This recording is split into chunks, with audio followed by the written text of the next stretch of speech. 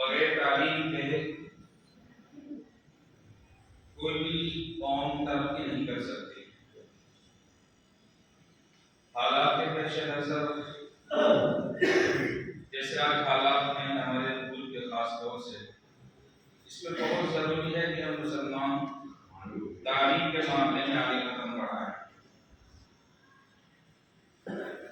तो हमारे भाई हैं मोहम्मद इमरान सिद्दीकी, जो बाहर मुल्क में रहते हैं, अमेरिका में रहते हैं, दुनिया में देखी है और अपनी कौम का दर्द उनके दिल में है।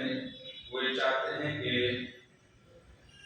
जो तजर्बात उन्होंने हासिल किए हैं वो थोड़े से आप हज़रात के सामने बयान किए और तालीम की फायदे पर और अहमियत पर थोड़ी देर वो आपके सामने मुखातब होना चाहते हैं। आप हज़रात उनकी बात बगौर सुने।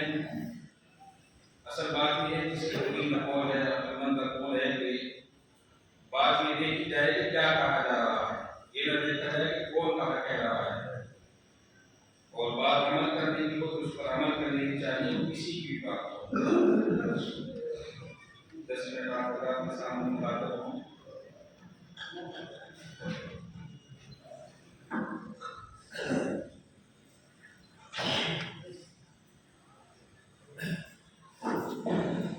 अस्सलाम वालेकुम रहमतुल्लाहि व बरकातहू। आवाज़ नहीं थी। अस्सलाम वालेकुम।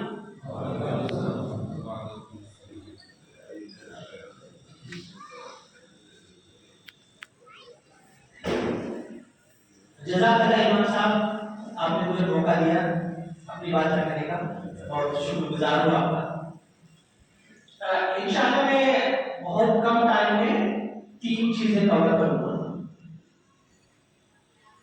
जैसा कि इमाम साहब ने बताया कि मैं अमेरिका से आया हूँ, तो पहली बात मस्जिद के हवाले से अमेरिका में और यहाँ पे क्या फर्क है तो मैं उस पर रुका।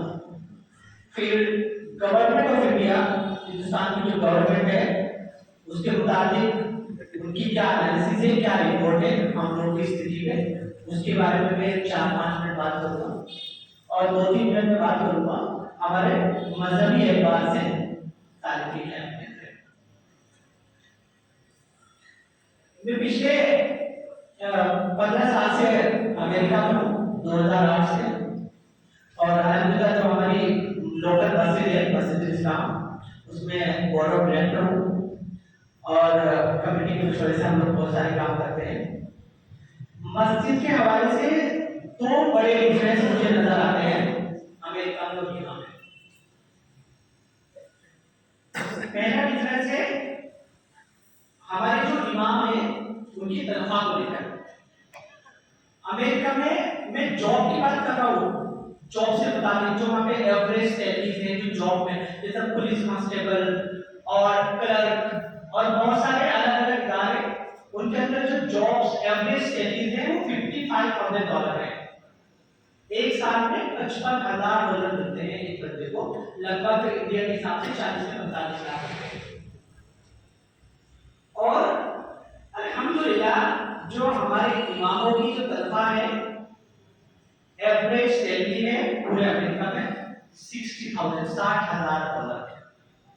इसका मतलब ये है कि जो एवरेज सैलरी दूसरे डिपार्टमेंट्स में है, दूसरी जगह है, अल्हम्दुलिल्लाह हमारे इमामों की एवरेज सैलरी उससे ज्यादा है।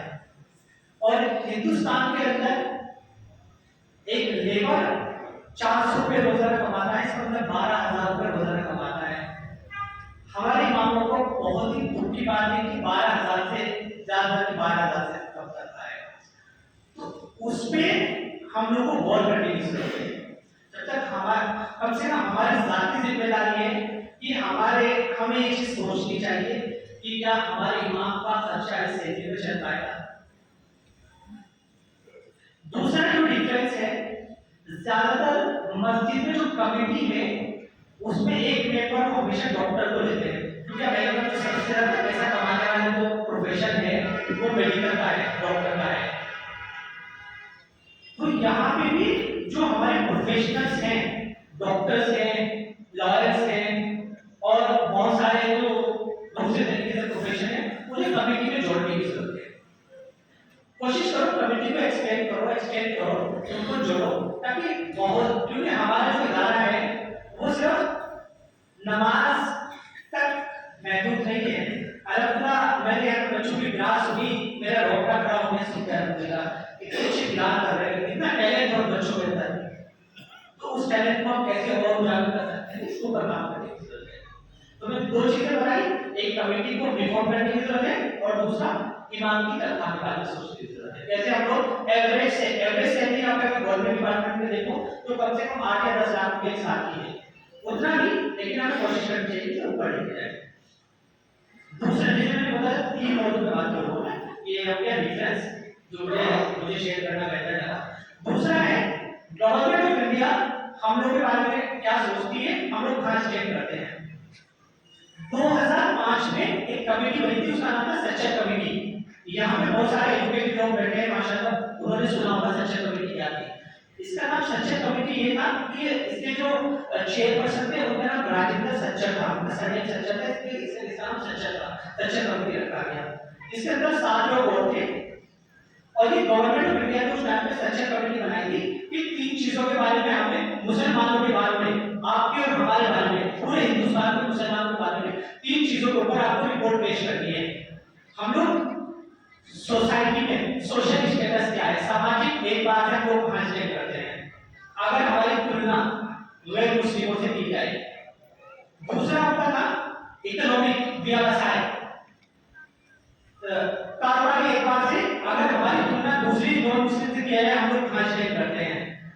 तीसरा था एजुकेशन, तालीमी एक बात से अगर हमारी तुलना हमारी उनके नॉन मुस्लिम से की जाए तो हम लोग कहां से करते हैं। ये 3 उसके पॉइंट्स थे, इनके ऊपर एक रिपोर्ट बनानी थी। सच्चर कमेटी में जैसे मैंने अभी बताया कि 6-7 लोग और थे, उसमें एक थे अब्दुल बासित जो बेंगलोर के बहुत बड़े ब्यूरोक्रेट थे, तो बहुत हो गए अल्लाह की मग़फ़िरत करे। उनके मेरे एक अजीज़ी दोस्त थे अमेरिका में, अतीकुर रहमान, उनके ससुर थे वो, तो वो अमेरिका में उनका 6-7 बार आए, वो 2011 से 2019 तक 20 वर्ष तक इंतकाल हो गया। उसमें हम मेरे उनके 5-6 बार मुलाकात हुई। आप यही मानना, उन्होंने मुझे जो बताया कि जो हम बहुत ज्यादा रिसर्च हुआ सच्चर कमेटी की रिपोर्ट को लेकर, उन्होंने बताया कि जो सच्चर कमेटी हमने गवर्नमेंट ऑफ इंडिया को जो पेश की थी ना, वो बहुत फिल्टर्ड थी, मतलब एक्चुअल थी, लेकिन एक्चुअल भी इतनी बुरी है अगर आप सुनिए तो आपको नाम पे आंसू आ जाएंगे। एक जो उन्होंने सबमिट की थी और जो एक्चुअल थी, जो हकीकी थी, वो उससे और ज्यादा बुरी थी। इससे पहले हमें लगता था कि जो सबसे बुरी हालत है कम्युनिटी वाइज अगर देखा जाए तो शेड्यूल कास्ट की है, लेकिन रिपोर्ट में पाया गया शेड्यूल कास्ट हमसे बहुत बेहतर है, मुसलमानों से शेड्यूल कास्ट बहुत बेहतर है।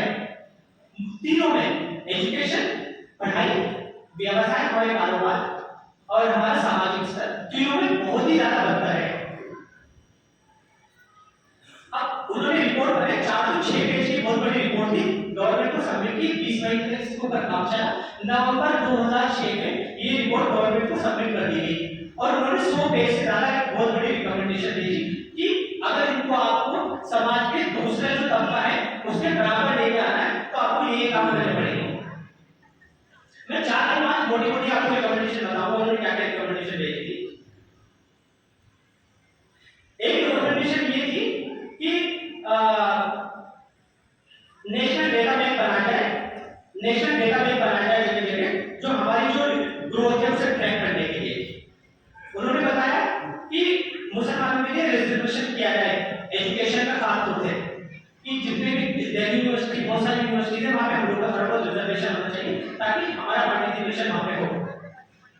और उन्होंने बताया कि उर्दू लैंग्वेज को प्रमोट करना चाहिए, क्योंकि बहुत सारे मुस्लिम साथी उर्दू पढ़ के गलत हो जाते हैं, लेकिन गवर्नमेंट डिपार्टमेंट में उर्दू लैंग्वेज नहीं है। उर्दू लैंग्वेज की बेस पर हम लोग कुछ भी जॉब्स भी मिलती है, हम लोग कुछ नहीं होता, तो उसको प्रमोट करने की जरूरत है। ऐसे उन्होंने 100 से ज्यादा पेजों की उन्होंने रिकमेंडेशन भेजी थी। मैं आपसे एक सवाल पूछता हूं, उनमें से आपको क्या लगता है कितनी रिकमेंडेशन हमारी लागू हुई? 0। गवर्नमेंट ने सोचा हमारे बारे में, उन्होंने कमेटी बनाई, उनका बहुत बहुत शुक्रिया, उन्होंने रिकमेंडेशन भी दी, उसके लिए भी शुक्रिया, लेकिन उन्होंने कोई काम नहीं किया। अब कौन करेगा इसके काम? ये सवाल हर इंसान अपने जितने भी लोग यहाँ पे बैठे हैं अपने जहन में लेकर जाए कि हाँ ही काम हुआ तो कौन काम करेगा? हम लोग ही काम करेंगे इसमें। हमारा कोई दूसरा कोई और काम नहीं करेगा, हम लोग ही काम करेंगे। दूसरा कोई कंट्री हमारे लिए यहाँ पे आके काम नहीं करेगा, हम लोग काम करेंगे। मैं भले ही मेंटली फिजिकली वहां पे रहता हूँ, लेकिन मेंटली मेरा दिमाग हमेशा हिंदुस्तान में रहता है। अगर तो मैं उसी की चीज को ध्यान में रखते हुए मैंने एक स्कूल भी बनाया है, तो उसके बारे में फिर कभी तफसील से बात करूंगा इंशाल्लाह। तो अभी मैंने सच्चा कम्युनिटी के बारे में बता दिया आपको, उसकी पूरी डेफिनेशन के बारे में बता दिया। अब तीसरी चीज है, क्या जो हम लोग स्टेप करते हैं क्या ये हमारे मजहब से अलाइन है? हमारा मजहब है, हमारा पूरा कॉन्स्टिट्यूशन है, हमारे पास भी सब चीज है, क्या हम उससे अलाइन है? हम बिल्कुल उससे भी डाइवर्ट हो चुके, भटक चुके हैं, बेशक भटक चुके हैं। क्योंकि जो हमारी जो हदीस है, मैं 3 हदीस कोट करूंगा। I am not a scholar, मैं स्कॉलर नहीं हूं, लेकिन जो मैंने कुछ हदीसें निकाली हैं उसके हवाले से अगर मैं आपसे बात करता हूं तो मेरा रोंगटा खड़ा हो जाता है, मेरी आंखों में आंसू आते हैं कि अगर हमारा मजहब नहीं कह रहा है तो हम लोग कहां जा रहे हैं? पहली हदीस जो मैं कोट करने जा रहा हूं, The ink of the scholar is more sacred than the blood of the martyr. हमें सबको पता है, अगर कोई शहीद हो गया उससे बड़ा दर्जा नहीं कोई हो सकता, सबको पता है बात। लेकिन हदीस कह रही है, हुजूर नबी सल्लल्लाहु अलैहि वसल्लम ने बताया कि जो हमारे आलिम हैं उनकी जो स्याही का कतरा है वो शहीद के खून से ज्यादा सैक्रेड है। तालीम की अहमियत से कौन, हम उस कौम को बिलोंग करते हैं, उस मजहब को बिलोंग करते हैं जिससे नबी ने बताया। हम लोगों को अब हमने दिमाग में बिठाने की ऐसा इसका हम कुछ नहीं है। स्याही इसका मतलब क्या है? एजुकेशन की तरफ नहीं है, वो क्या है इसका मतलब? कुछ और इसका मतलब निकलता है, सिर्फ एजुकेशन ही निकलता है। दूसरी है, हमारे हुजूर नबी सल्लल्लाहु अलैहि वसल्लम ने फरमाया, whoever follows the path to seek knowledge, Allah will make the path to paradise easy for him. अगर कोई तालीम के रास्ते में निकल जाता है, तालीम के रास्ते में तालीम हासिल करने के लिए स्कूल जा रहा है, वो भी तालीम का रास्ता निकल गया। जो कोई तालीम का रास्ते में निकल जाता है, यूनिवर्सिटी जा रहा है, वो भी तालीम हासिल कर रहा है, अल्लाह ताला उसके लिए जन्नत की तरफ, जन्नत का रास्ता खोल देते हैं। आप अपने लिए कर रहे हैं, लेकिन अल्लाह ताला आपसे वादा करता है। तीसरी है आखिरी, seek knowledge from the cradle to the grave. पालने से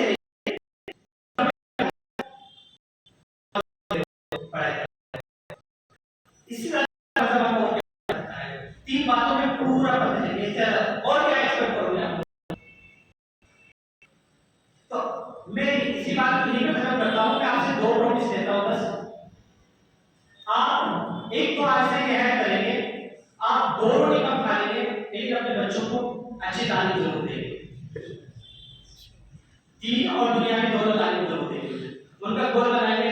मैंने आपको बताया अमेरिका में जितनी मस्जिद है ना, सब में प्रोफेशनल कम्युनिटी मेंबर हैं, डॉक्टर्स, इंजीनियर्स, साइंटिस्ट, सारे। मेरी मस्जिद में 8 लोग हैं कम्युनिटी में, और सारे 3 डॉक्टर हैं उसमें, और हार्ट के डॉक्टर हैं जो प्रेसिडेंट को डॉक्टर हैं, और एक लॉयर है, रियल एस्टेट के लॉयर है, मैं खुद आईटी इंजीनियर हूं। तो सारे प्रोफेशन है, प्रोफेशनल्स को भी लो, नॉन प्रोफेशनल्स को भी लो, लेकिन उन्हें इंक्लूड करो। इसका मतलब ये है कि आपके बच्चे कल को अगर इंजीनियर डॉक्टर बनेंगे तो मस्जिद कमेटी के मेंबर भी बनेंगे इंशाल्लाह। तो ये चीज ध्यान में निकाल, ये ध्यान में रखना आप है कि हम कमेटी के दूर हो जाएंगे, वो मस्जिद की कमेटी के मेंबर बनेंगे इंशाल्लाह। तो सबको याद करो। दूसरा जो मुझे सबसे बड़ी कमी नजर आती है, हमें एक दूसरे के लिए ना हमदर्दी, आप वैसे ऐड करो। आप हर इंसान जो आपके बगल में बैठा है, हर इंसान जो आपका पड़ोसी है, सबके लिए हमदर्दी अपने मन में लेकर आओ। आपके 95% परेशानी ऐसी खत्म हो जाएगी अगर आप एक दूसरे के लिए हमदर्दी लेकर आओगे। मेरे लिए हमदर्दी रखना, इमाम साहब के लिए हमदर्दी रखना, सबके लिए हमदर्दी रखना, ये मैं आपसे बात कर रहा हूं। जज़ाकल्लाह।